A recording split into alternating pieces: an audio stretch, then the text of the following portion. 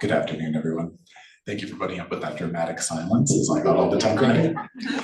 We are so incredibly excited this afternoon because I'm not sure if you've heard, but we have Angeline Boulley here to support sisters and women.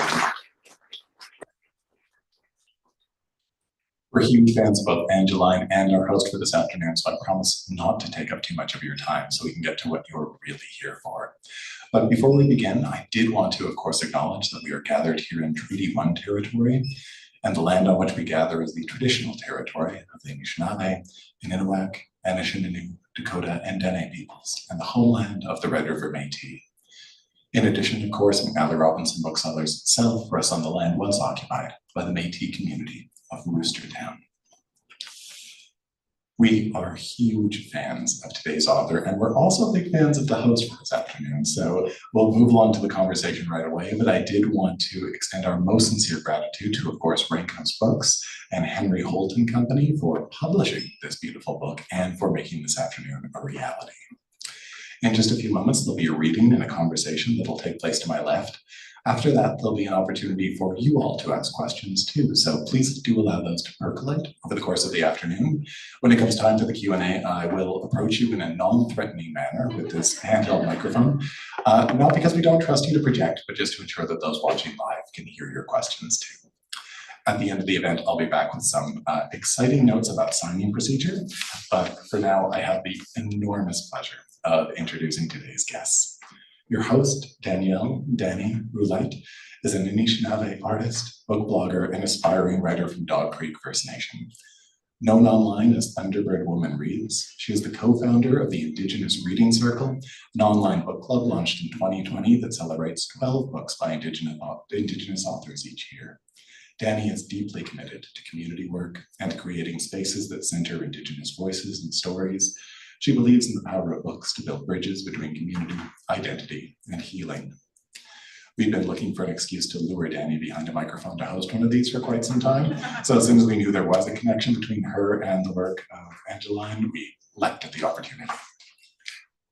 Angeline Boulley's latest, Sisters in the Wind, has been described, unsurprisingly to any of you who have encountered her work before, as complex and unpredictable, impossible to put down, racing to an explosive conclusion, and a devastating yet gripping tale of finding family, recontextualizing faith, and reclaiming ancestry that serves as a searing critique of the ways that systems can fail vulnerable youth. Sisters in the Wind is a daring new mystery about a foster teen claiming her heritage on her own terms. Its author, Angeline Boulley, an enrolled member of the Sault Ste. Marie tribe of Chippewa Indians, is a storyteller who writes about her Ojibwe community in Michigan's Upper Peninsula. She was a former director of the Office of Indian Education at the U.S. Department of Education. Her debut novel, Firekeeper's Daughter, which is much beloved here, was an instant #1 New York Times bestseller and recipient of many international accolades, including the ALA Prince and Morris Awards, the YA Goodreads Choice Award, the Walter Award for Outstanding Children's Literature, and is Carnegie Mellon nominated. Angeline lives in Southwest Michigan, but her home will always be on Sugar Island, and we're thrilled she's here with us today. Please give an enormously warm welcome to her.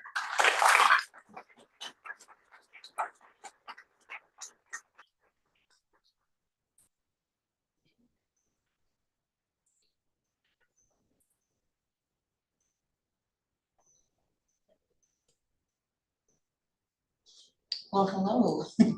Bonjour, everyone. Continue for being here with us today. So we're going to start with a reading from Angeline, which I am so excited to hear. So take it away. Okay. 18-year-old Lucy has aged out of the foster care system.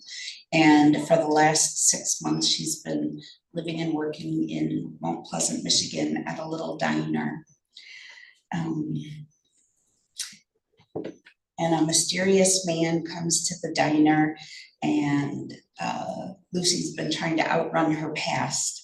And so she decides it's time to move on. And her coworker, Nancy, is like one of those older women that longtime waitress, and okay. Nancy doesn't understand why I blink back tears at the mini cake she presents to me after I clock in. Oh, sweetie, it's just a silly little treat for after work, she says with a sniffle. Nancy doesn't let anyone cry or laugh alone in her presence. Your 6-month anniversary here at the diner is just that. She pauses to dab an eye with a tissue. You've come so far, remember, sweetie? You never smiled or made chit-chat with customers. Some of them were scared, but you got regulars now. Let's have a bite now and save the rest for when we clock out. Wiping away tears, I nod. You sure do remind me of someone, Lucy. If I had $1 for each time Nancy mentioned my resemblance to someone she can't quite place, I'd be able to afford a brand new winter coat.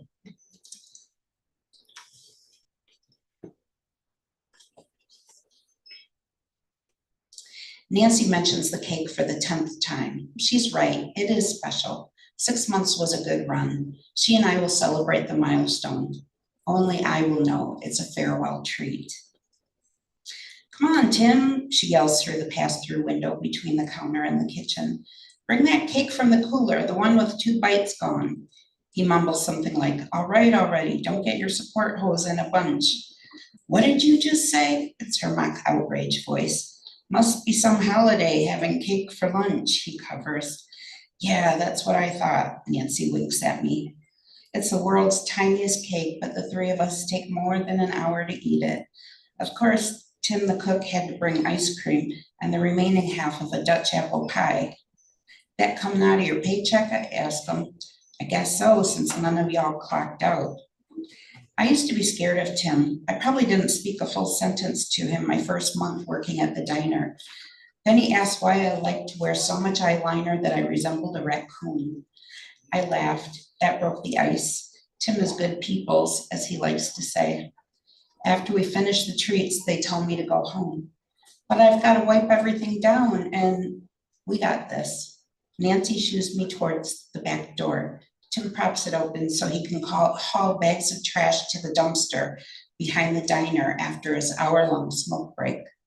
I remember the rest of my meager possessions in the trash bag I hid behind the dumpster. Tim had better not toss it in with the rest. I turn back to thank Nancy for the cake, for everything. My eyes well up as she wheels the mop bucket past me. Isn't this always how it goes? Just when I start to breathe again. The universe finishes the thought with a blast, immediately swallowed by a whooshing that plugs my ears and rips the next breath from my lungs. My arms and legs flail long enough to register that I've cleared the opening where the door once was. I'm on fire, I think, a shooting star pinwheeling through space. My left leg snaps as I land. A scream reverberates in my skull. The pain is fiery and icy cold at the same time. The air tastes metallic and smells of burning flesh. I remember the odor all too well. Someone is next to me, a crumpled life-size rag doll with a red polo shirt and an apron with a pocket of stain remover wipes spilling onto the asphalt. I close my hands and grip the leathery hand. I close my eyes and grip the leathery hand that served me cake, pie, and ice cream. The ringing in my ears quiets, just enough for me to hear her. I see it now, Lucy, Nancy says, taking odd, shallow breaths between words. You look just like your mother.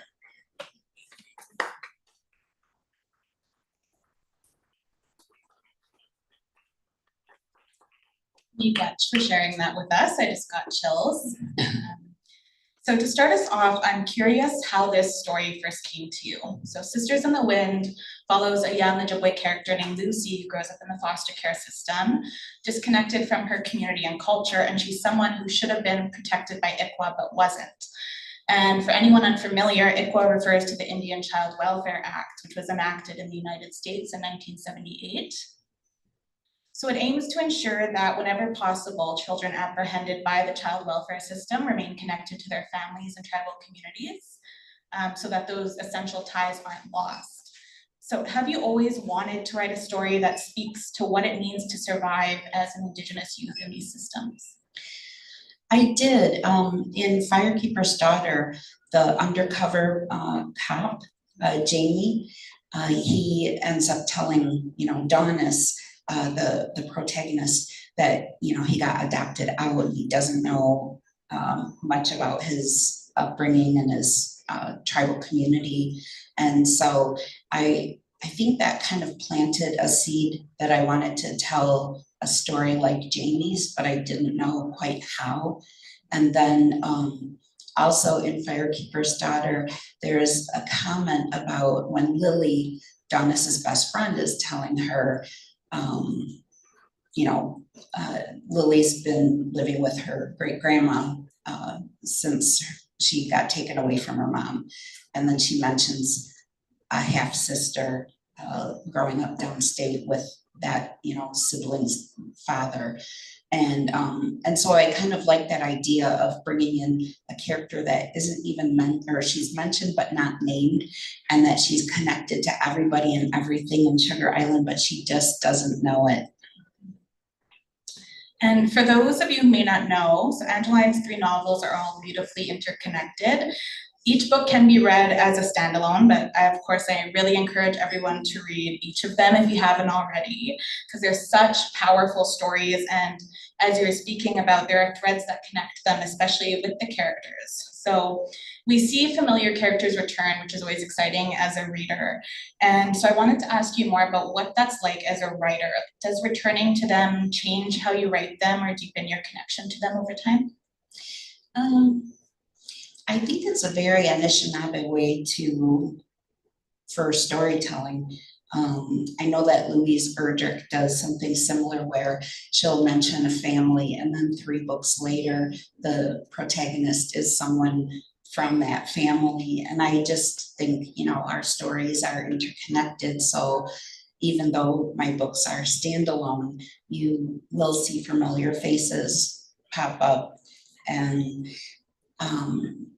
my path to publication for Firekeeper's Daughter was so long. I had the idea for the story when I was 18, and I didn't start writing until I was 44. And then it took 10 years to finish writing a draft that I felt confident in, and then, became a published author at 55. And because Donis existed in my mind in some way, shape, or form for like over 30 years, the idea of writing a sequel for Donis exhausted me. I wanted to write a character that was so completely different from Donis, and that was Perry from Warrior Girl. And then I like writing a new character, and because it brings fresh eyes, seeing the community and familiar faces through their eyes. I just think it makes for interesting reading. I agree, and then I think we get those fresh characters, but then we're also connected to some of our favorite characters from previous works. And when it comes to Anishinaabe or Ojibwe methods of storytelling, is that something you're cognizant of while you're writing, or do you feel like it just kind of sort of comes out naturally? I think it just comes out that way for me. It just seems to make sense and flow really well. So as we were talking about, we were gifted with Firekeeper's Daughter and then Warrior Girl Unearthed. Now we have Sisters in the Wind. Can you share how you came up with the title for your newest novel? Well, I had help from my editor at Macmillan, and Firekeeper was element of fire. Warrior Girl is about, repatriation, so element of earth. And so I knew that this, the air or wind element, that should be in the title as well. And it kind of symbolizes like these children going through this chaos and then like tossed to the wind, and some of them land on their feet and some don't. So that's why it made a lot of it. Just my editor proposed it and I was like, yep, that sounds really good. Yeah, And I think it really speaks to the heart of the story that they have each other, even if they're in the wind and sort of scattered momentarily, they always have those threads that connect them. The found family that you create, and for kids in foster care, that they bond with the other kids that are in care with them. And they can understand each other's stories in a way that others can't. So it's very powerful. What do you hope readers take away from this story? Are there particular emotions or truths that you hope they sit with while or after reading the novel?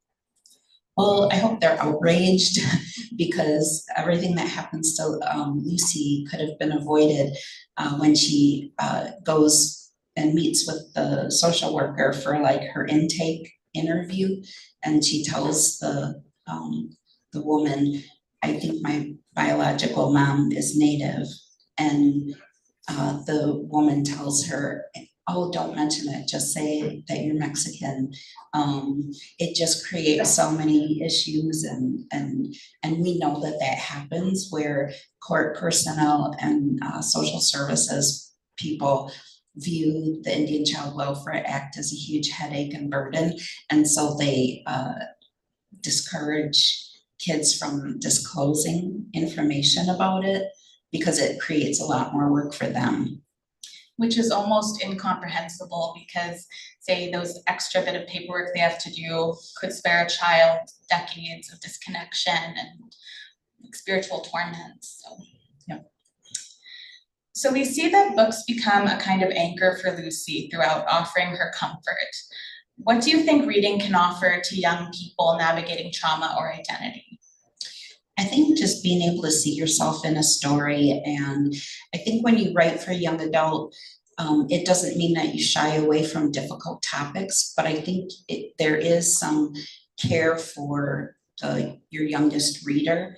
I was always someone who read above my grade level, and so I think just that's something that I think authors who write for children and teens kind of have this implicit care for their reader, like kind of that Hippocratic oath of first do no harm.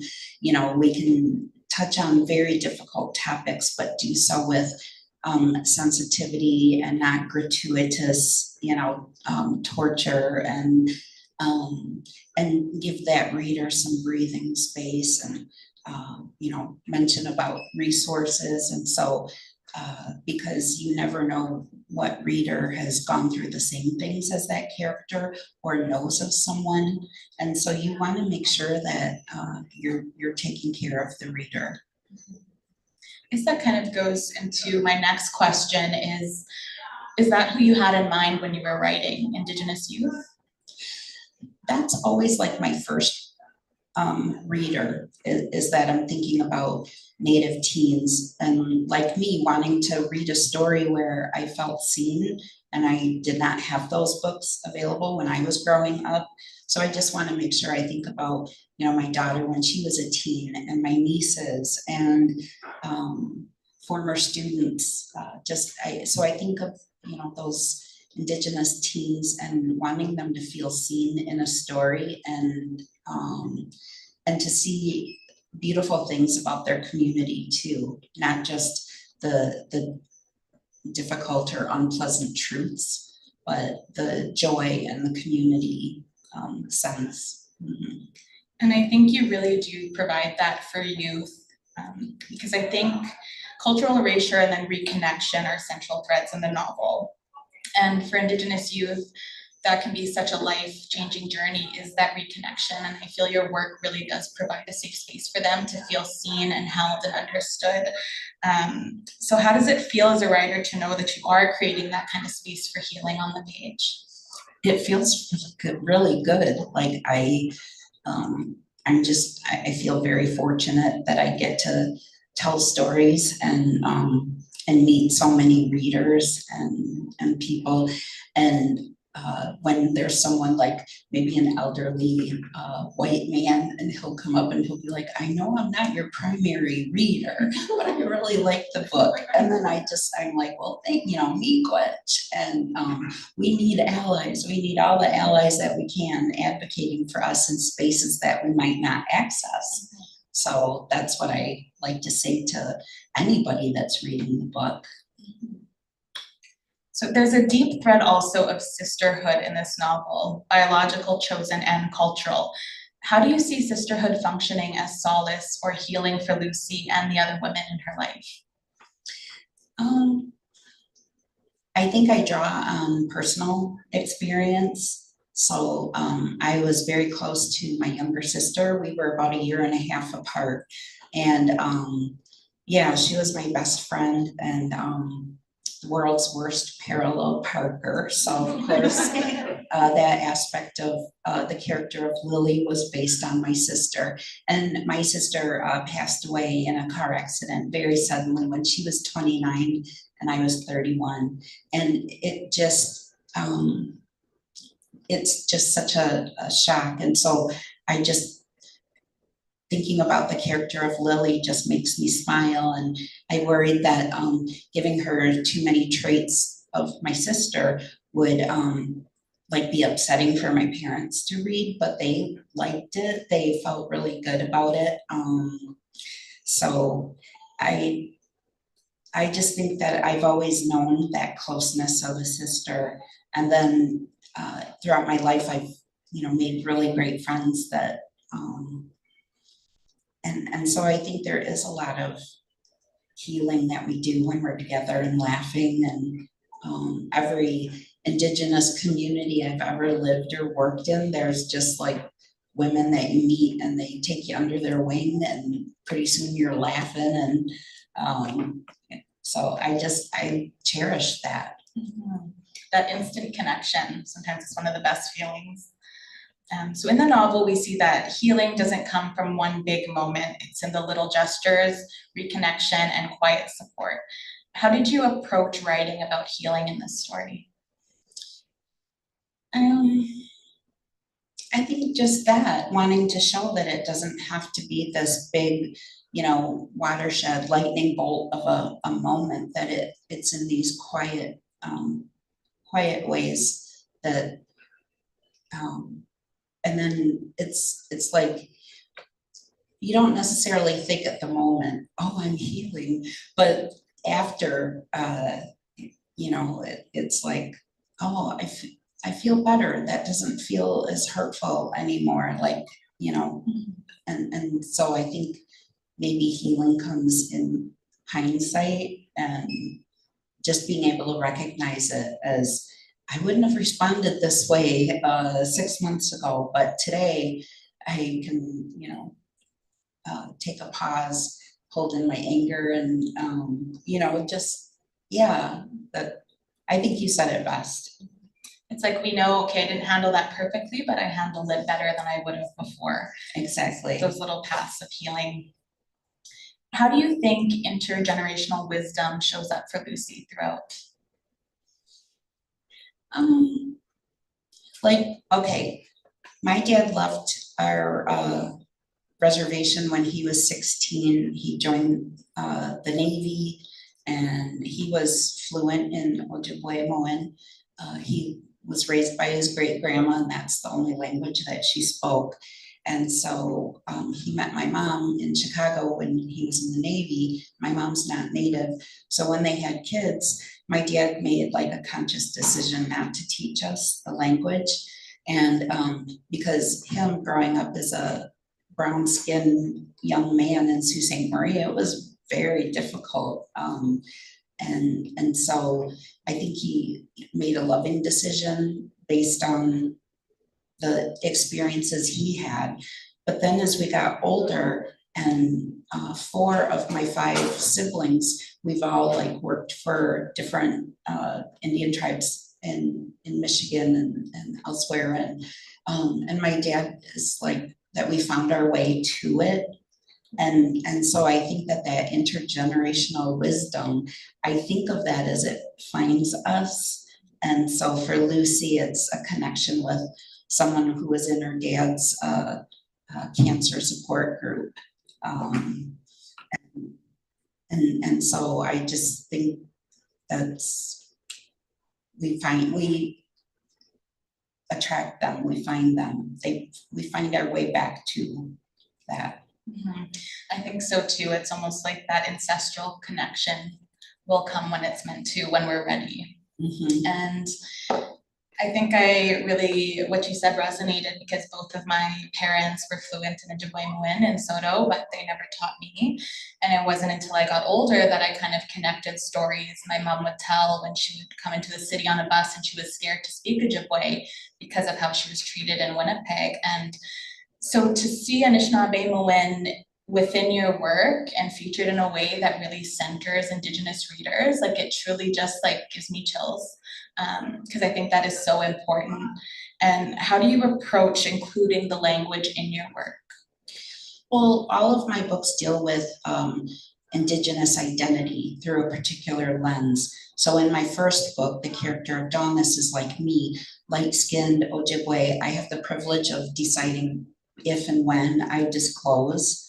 And then in Warrior Girl, Perry is Ojibwe and Black. And so, you know, there's a totally different, and she's functionally fluent in the language. So in the first book, it was Donis uses the language to introduce herself and to say prayers. And then Perry uses the language conversationally with other characters, so that was a difference in the book. And then with Lucy and her, you know, coming to her identity when she's an adult, I put a different emphasis on Lucy learning just a few words and really focusing on how they're pronounced. And so it's yeah, that's how I just kind of do, you know, include the language in different ways. And then hopefully other Indigenous authors are coming up with their own, you know, ways of how, you know, how much they want to include. And of course, it's up to every author whether or not to use a glossary or something like that. I did not want a glossary. And so with my first book, my publisher requested one and I politely declined. And so I'm really proud of that and for standing my ground on it.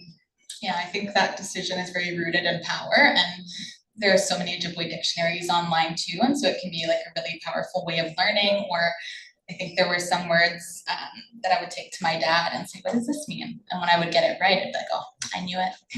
Yeah, my dad is still kind of salty about, so when I was first working on Firekeeper's Daughter, I was working with Dr. Margaret Noden with the University of Wisconsin and with Michelle Wellman-Teeple at Bay Mills Tribal College. And they suggested that if I used because my dad spells things phonetically because he grew up hearing the language, so he spells it out that way. And but these two women made the case of if I used the double vowel system, that it kind of would standardize pronunciation and spelling, and then my books could be used as supplemental text in you know, Anishinaabe Moin courses. And so I picked that. And my dad is still like kind of mad about it because he just thought the phonetic spelling is the way to go. And there's a part of me that, you know, thinks, you know, there was a case for it, but I was thinking about being part of a course on learning the language. Mm-hmm. Sounds exactly like my dad, because I'll ask him, how would I spell this? He's like, well, how does it sound? That's how you spell it. So in your work, like Ojibwe culture is written in a way that is so just natural. How do you approach writing about it in a way that's full of so much care and intention? Because I just think of that teen reader, you know, and wanting them to feel seen, and that's just how I approach it. I don't know any other way to be, really. So I believe that every Indigenous reader or writer has their own answer as to why Indigenous literature is so important, because for me, I believe that there's something that gets restored within me each time I read something that resonates. Could you share what Indigenous literature means to you? What it means to me is being seen and seeing myself and people I know living on in a story. So I think a lot about that, and I think Indigenous stories need to be told by Indigenous authors, because I feel like I have a level of accountability with my community, and I have my cousin Deb, who like would kick my ass if I, do something that, I always feel like she's kind of sitting on my shoulder. And when I go through the editing process, like she's in my ear saying, did you need to include that? Why did you include this? And I believe in, anyone can write anything, and write freely, no holds barred, but it's in the editing process, which is a completely different mindset, where you're asking yourself, should I include this? And so for me, I made the decision that I would not include actual ceremony in the book, because I felt like it's not my place to share it outside of ceremony. But I know there are other Indigenous authors that feel if they read about a certain ceremony from 3 different sources, they consider it like open source material. So I think that's just every Indigenous author needs to kind of figure out where they draw the curtain in terms of how much Indigenous knowledge to share and what stuff to be more protective of. And I got this DM on Instagram from this one woman, and she was from a tribe in like the southwest of the US. And she said, yeah, I liked your book, but man, you Northern Indians give way too much away. And I thought, I respect that. Like for her, where I drew the curtain, like that curtain would have been shut, much sooner. And so I think that's why it's so important to have Indigenous authors, because we have a sense of accountability to our community and our family, and that's a level of accountability that someone from outside of our community that came in and mined us for our information and our trauma, and then does this story. They never have that, having to face elders at a local book reading in your community, and so yeah. Yeah, I think there is that balance of sharing but also protecting, and because there's so much that Indigenous youth can find within these books, and then maybe there's other things that they'll go to their community elders about. Yep. If you could say something to Indigenous children who are reconnecting with their culture, language, or identity, maybe for the first time, what would you want them to know? Okay, so my dad always said that we were like the first environmentalists. We would only take what we needed and leave the rest behind for somebody else. And I feel that way about when people start to receive teachings. Like, when you hear something and you're hearing the truth, it just rings. And the things that don't quite, like, I don't know, you just get a gut feeling that it's not, that teaching wasn't for you, and it's okay to leave that behind. So that's what I would encourage children and teens. And in Warrior Girl, I go into a lot more about teens questioning who's mentoring them and what the mentor's motivation is. And because I do see adults mentoring teens and not necessarily having the teen's best interests at heart, and it's always okay to walk away, and you're under no obligation to stay in a relationship that isn't, that you're not getting something that you feel is good out of it. It's regardless if it's family or a work situation or, you know, dating relationship, like if you get that feeling that you shouldn't, you know, that it's just not resonating and helping grow your spirit, it's perfectly okay to leave. So this is your third novel. So how did your writing processes differ?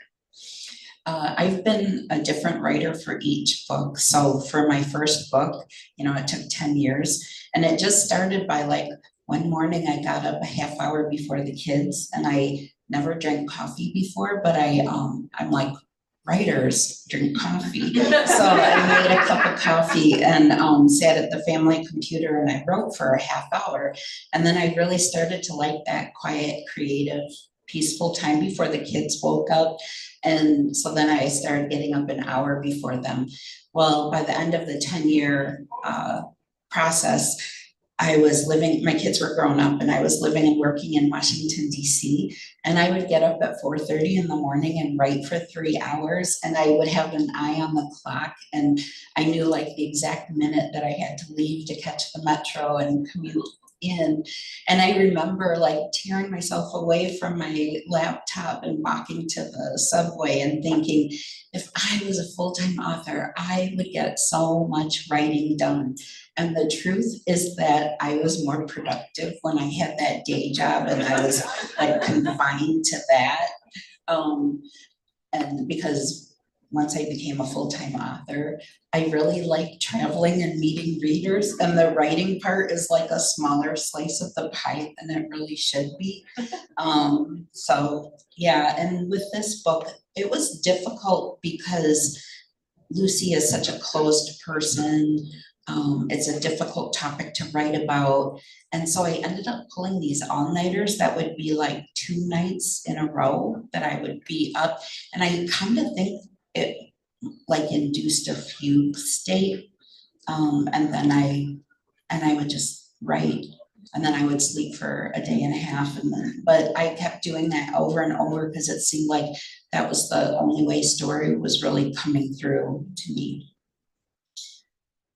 It's very obvious while reading the novel that a lot of research went into it, especially with ICWA and other reports that you include. Can you tell me about your decision and how you approached that throughout the story? You know, I started out reading I think it's like almost 600 pages of transcript testimony from the Senate subcommittee hearings in 1974 that led to the passage of ICWA in 78. And then the US Supreme Court, there was a case, Holland v. Brackeen, and that was decided at the Supreme Court in 2023. But before that, like interested parties, they submit these things called amicus briefs, and they're either like saying in support of upholding ICWA and from people that and organizations that are opposed to ICWA and think it should be dismantled. So I read through like 30 amicus briefs that were filed, and so there was like that academic research, but then really talking with people who are, you know, former foster kids and people who are, you know, foster parents and wanting to do justice to their stories. And that was something I held in mind while I was reading, was how many children in care would resonate with Lucy or see themselves in Lucy and just feel grateful that you're giving space for traumas that they've lived through. Have you heard any responses from readers so far? I have heard, like, usually it's in the signing line and they'll be like, you know, I got taken away this, or you know, I'm just finding my way back. And so I just think that's an honor when they trust me to say their connection to the subject matter. And I think that's beautiful, and once again speaks to how much space literature can hold for us as a people. Do you already have something in the works after Sisters in the Wind? A little nosy question from me. Well, yes, well, we've included the elements of fire, earth, air, and what's next is water. And the Line 5 pipeline, there's 5 miles of this 645-mile pipeline that goes directly underneath the Mackinac Bridge. And Line 5 has had 33 breaches that we know of, and that pipeline was only supposed to be functional for 50 years, and it's like 21 years later.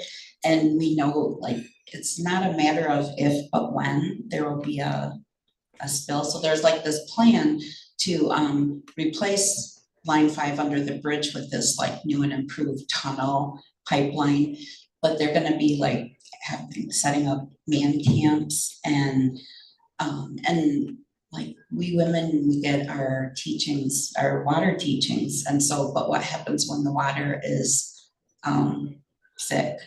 And so I'm just working, I sent the first chapter to my agent and she really liked it, and I have to submit my first draft by the end of this year. So if everything goes well, it would be out in early 2027. That's so exciting. I'm excited. So I want to give you space to, if there's anything that you wish you had the chance to say about Sisters in the Wind that I might have not asked you, if there's anything you'd like to add. The artist that did this cover, and then she also did the refresh for when Warrior Girl came out in paperback last year, or no, earlier this year, is Emily Kiwagashik. And I just fell in love with her artwork on Instagram, and I recommended her to Macmillan, and they were just so impressed with her that, you know, she was hired to do the illustrations for this, but then they were like, hey, what about the cover for the paperback? And I just love, I think storytelling isn't just the words on the page, but it's like the audiobook, how you hear it, hearing the language, and then visually how you interpret the story based on the cover. So I think storytelling takes all these different forms, and I can't draw to save my life. And so I just am in awe of people that have that ability to read like a one-page synopsis of the story and come up with, you know, beautiful visuals. And I think it speaks back to the Indigenous methods of storytelling, because we have birch bark scrolls, then we also had rock drawings, so Yeah, it's beautiful, pictographs and- yeah. Yep. And so when you purchase an Indigenous novel, you're also purchasing Indigenous art, So I'd love to open it up to the audience now. So if you have a question, please feel free to raise your hand and we'll bring the microphone around. I'm a teacher, I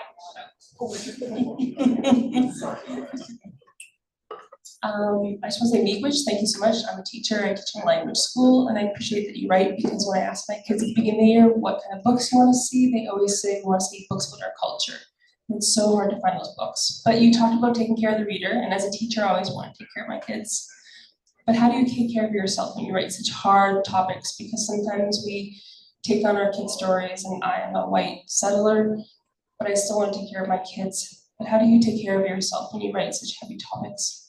I make sure that I don't work on a chapter unless I'm like ready for it. You know, I'll skip over and write a different scene if I don't feel like up to it.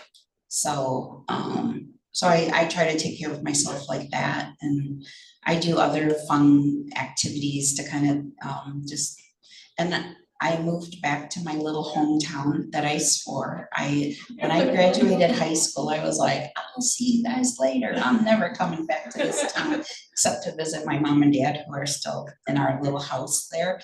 And during the pandemic, I left DC and I moved back, and my parents are 84, they're both 84. And so, and they each complain about the other one's forgetfulness.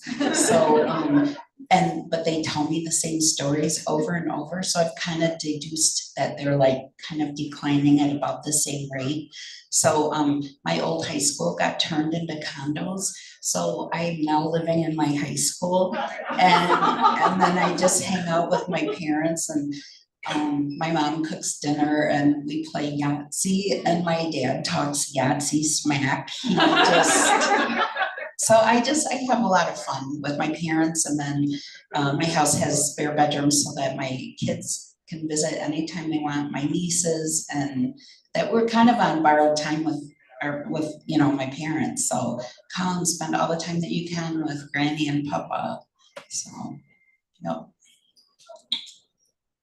Miigwech, any more questions? Yeah.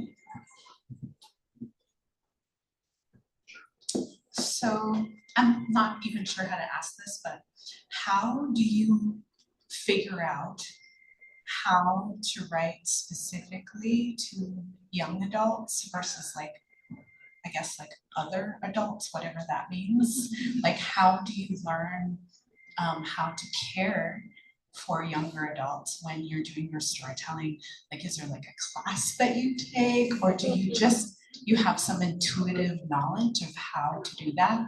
And kind of the second part of that is like, when you're doing this, are you also kind of accessing that young adult part of yourself and healing them as you're writing, if that makes sense? Yeah, I would say so. I think the first part of your question, I really, addressed in the whole care of, and that was just something that just felt right to me. It wasn't a course or anything.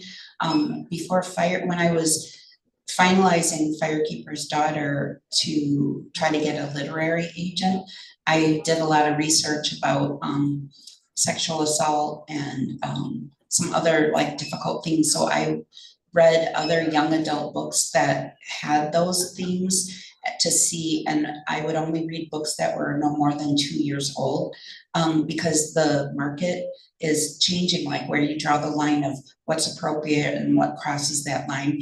That's, young adult literature moves faster than anything.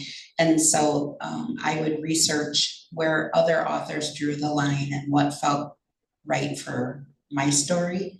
And yeah, so the books that I use to kind of gauge how far to go, those books would now be considered out of date and not keeping up with where the market is right now.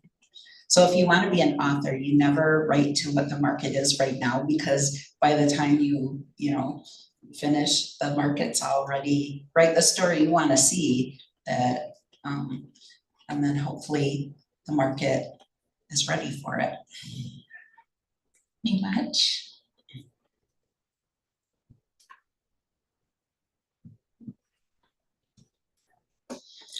Donna's Perry and Lucy are all such very different characters. Can you talk about the experience of fleshing out those characters and defining their voice? Well, Donna's, she had such a long gestation period with me. And like there's a draft of Firekeeper's Daughter where Donna's was like perfect and was really boring. And then there was another version where she like went to some really dark places.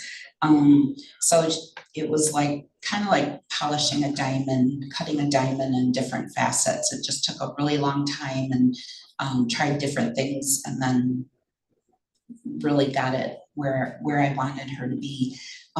Lucy came to me in a flash. My literary agent said I would need another book idea when we were going to go to auction. She was like, ideally, we want a multi-book deal. So what other stories do you have? And I didn't have anything. And because it was just Donna's for 3 decades.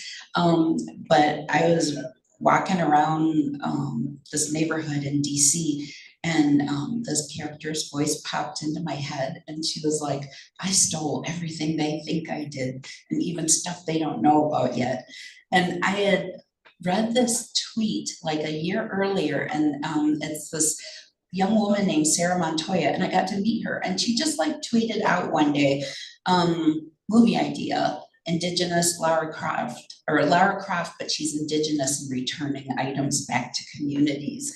And just there was something about like the character of Perry coming to me fully formed and being like, this is who I am, this is what I'm doing, and you just better sit down and write it because I ain't got time for you to figure stuff out. And then Lucy was like completely different because how, just how she came to me out of like, oh, this one character that's mentioned but not named, what's she really about, and how would that be to grow up and not know that there's this community and this family that thinks about you and misses you, and so. Thank you much. We have time for one or two more questions.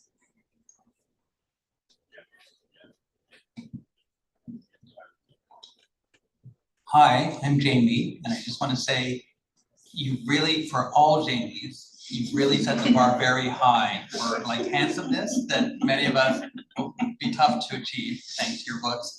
But you just mentioned auction, and I'm wondering, it's such an extraordinary story, your journey to publishing. So it's a twofold question. One, what was that like after 10 years, suddenly to have so much success? How do you celebrate that success?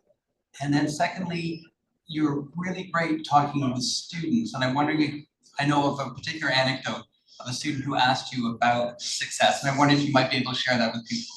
Okay, so when I do high school visits, a lot of times, they'll have students write the questions down and then they'll screen them and just pick a few to ask. But I was at this one school and this young man stood up, and the teacher that was sitting next to him, she put her hand up like, like get ready. And so he said, yeah, can you get me a role on the Netflix series? And I was like, which by the way, that's not gonna happen with Netflix anymore. But, and I was like, oh, wow, that's pretty bold. Well, what part do you think you should play? And he goes, I don't know, I didn't finish the book.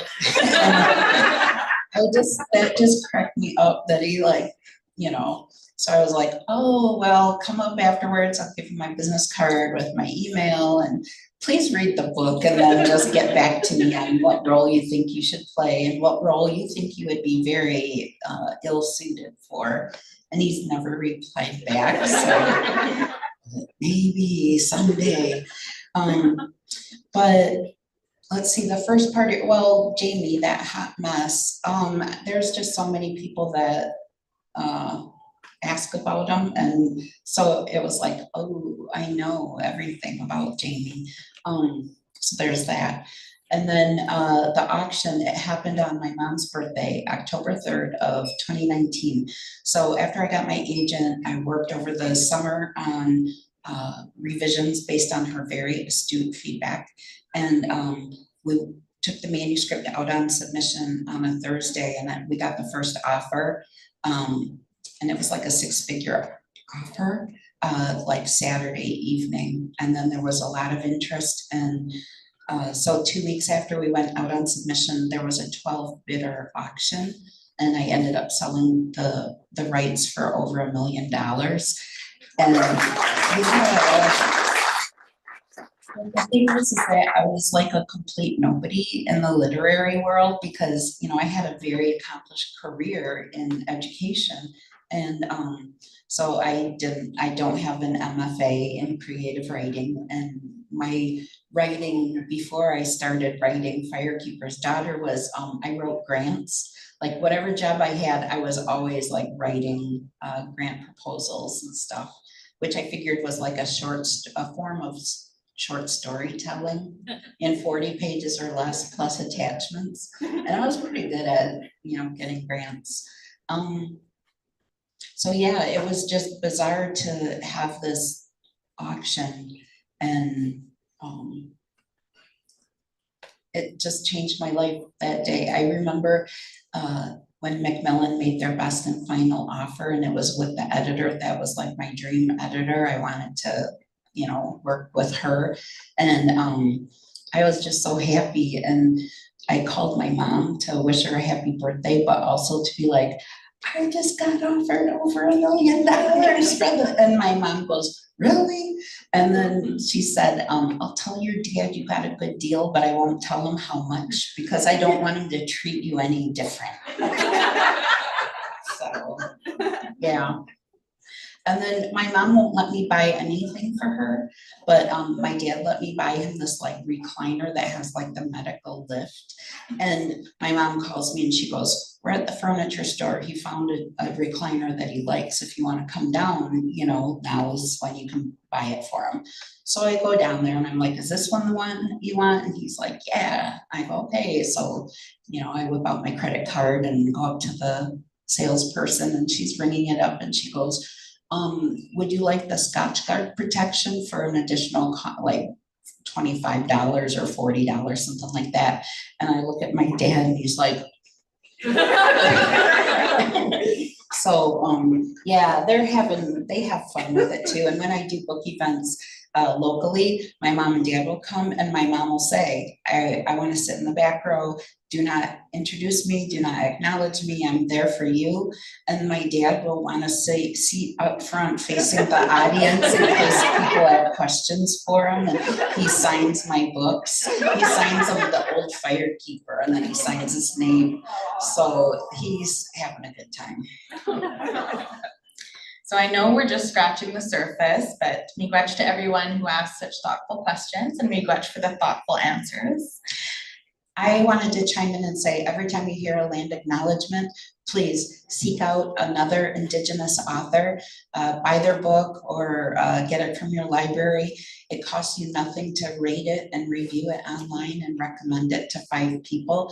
And we always have to show that there's a market for our stories. And so that's something that's just like this gentle reminder. And please like tell other people about it too. So that will result in like tangible benefit from Native creatives. Yeah, for sure. Post your reviews, share your reviews. May I just ask, can we get t-shirts like those? Sorry, it has nothing to do with the book, but directly. Well, I have 2 t-shirts that have Firekeeper's daughter on it. I ran out of shirts. My first stop on my book tour was in Green Bay, Wisconsin, and I got to do my very first book event for this book tour at Oneida Nation High School.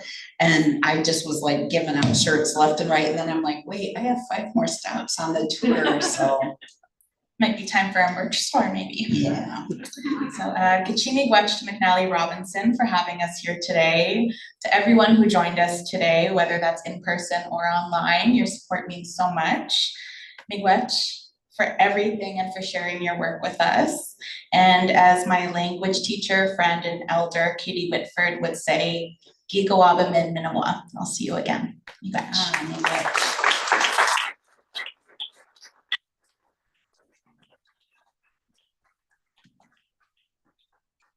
I'm going to keep the gratitude going, but not nearly as eloquently as that. So huge thanks to Annie for guiding us through this conversation as well. It was such a pleasure to have you in the driver's seat. Again, if you're looking for solid recommendations of literature and analysis of literature as well, Thunderbird Woman Reads is the account to follow. Thrilled to have you here this afternoon. That's how we met. Like, this is our first time meeting in person. I'm like, I'm so excited I get to meet you. It's just been this awesome account that I followed and that, you know, meant a lot.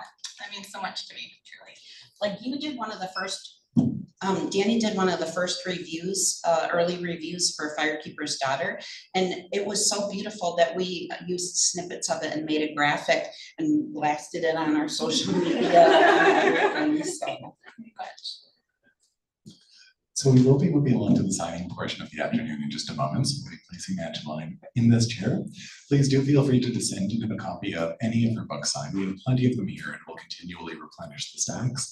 I'll be making my way down the line to write your name on a Post-it note, which is not because we don't trust you to spell, but it just means you can actually spend more time chatting than spelling when you get to the actual table. And I would, of course, like to close by extending my most sincere gratitude to Henry Holt and Company and Raincoast Books for making this afternoon a reality. But please, thank you all of you. Join me one more time in acknowledging Danielle Roulette and Angeline Boulley.